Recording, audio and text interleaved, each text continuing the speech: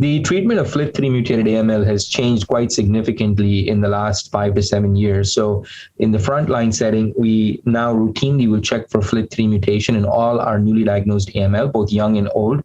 For the younger and fitter patients who are considered to be candidates for intensive chemotherapy, we are routinely adding a FLT3 inhibitor. At MD Anderson, our approach has been to add gilteritinib to the backbone of intensive chemotherapy, such as CLIA or FLAG-IDA. And the reason, especially in FLT3, we believe that combinations such as CLIA could be very effective is because there have been data showing that, especially in FLT3-mutated AML, pure analogs as well as higher dose cytarabine seem to have an independent beneficial impact. On addition to that, of course, adding the FLT3 inhibitor and moving to a early stem cell transplant in deep remission. So we're trying to maximize the impact for the FLT3 group by adding the pure analog, using higher dose cytarabine with the initial induction, adding the second generation, very potent, specific, well-tolerated FLT3 inhibitor like gilteritinib, and then going to transplant early. And our initial data suggests very high remission rates, MRD clearance both by flow cytometry, PCR, and a good survival. And this will be presented at the ASH meeting later this year. Now, in the US, the general standard, which is FDA approved and currently in the NCCN guidelines, is also to check for FLT3 and to add a FLT3 inhibitor. But the one that is currently approved is a drug called Midostaurin, which showed in a phase 3 randomized study that the addition of Midostaurin to the 3+7 induction improved overall survival versus 3+7 induction with placebo in FLT3 ITD and or TKD mutated patients. And so based on that, this led to full US FDA approval and the use of Midostaurin as a FLT3 inhibitor in the frontline setting. I think Midostaurin is a reasonable option. However, when you look at both the preclinical potency of Midostaurin compared to gilteritinib or the single agent activity of Midostaurin compared to gilteritinib, you see a very big difference with gilteritinib showing both preclinically and in clinic much higher potency than Midostaurin, which is why we have chosen to move with gilteritinib in combination with the Cladribine, Idarubicin, Cytarabine. There has been data looking at 3+7 with gilteritinib in a multi-center study presented at the last ASH 2020 meeting by Dr. Keith Pratz, which also showed that in that study, the overall response rate was close to 85% with a 2-year survival of greater than 70%. So we are waiting for randomized results for both gilteritinib and another very potent FLT3 inhibitor, quizartinib. Both of these are ongoing randomized studies of 3+7 quizartinib versus 3+7, as well as 3+7 gilteritinib versus 3+7 Mido. And hopefully both of these drugs will move to the frontline space because we think that these are the very powerful and effective FLT3 inhibitors.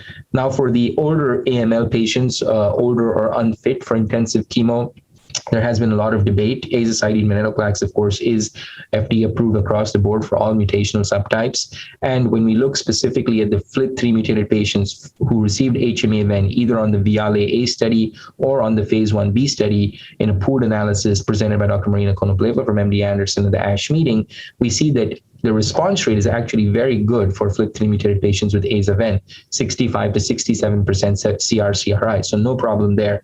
But the median survival in the FLT3 mutated was only 11.5 months, still better than azacitidine alone, which was 8.5 months, but not really very impressive. And so there have been a lot of efforts to see what we can do to improve that survival in the frontline, older, unfit FLT3 AML beyond what we're getting 11 to 11.5 months with Aza-Ven. And so this led to a large randomized study of Aza gilteritinib versus Aza, hoping that the second generation FLT3 inhibitor gilteritinib could be very potent and further improve response and survival.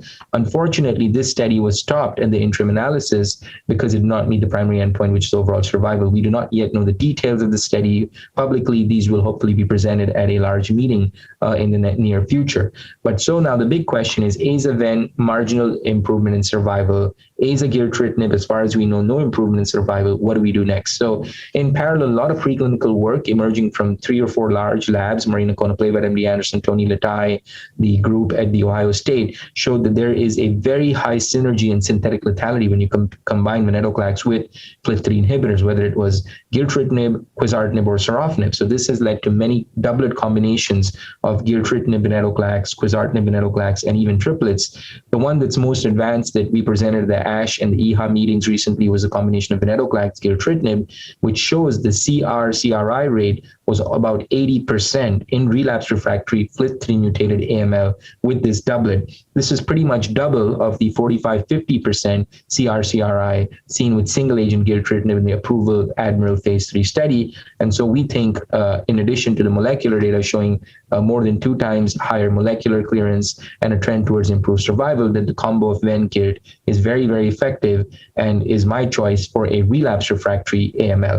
And in the front line, we're now also evaluating azacitidine with venetoclax gilteritinib triplet. Of course, myelosuppression is the key issue, and there's a lot of modifications and tweaking that are ongoing in the current clinical trials to optimize the dose. And we're seeing that about 14 days of ven and 80 milligrams of gilt for 14 to 21 days seems to be tolerable, sufficient, and getting us close to 100% remission rates in the frontline setting. So I do think in the future, we will be developing this triplet and may become the next best option for frontline FLT3 older unfit. And if it continues to show the very high remission rates, MRD clearance, PCR clearance that we are seeing and will be presented at the ASH meeting this year, then this may also be a triplet that could start competing for younger patients, 60, 55, as we march down the age, getting more confidence in the efficacy and durability. So I do think that in the FLT3 field, we are seeing a point where we are starting to think about non-intensive chemo approaches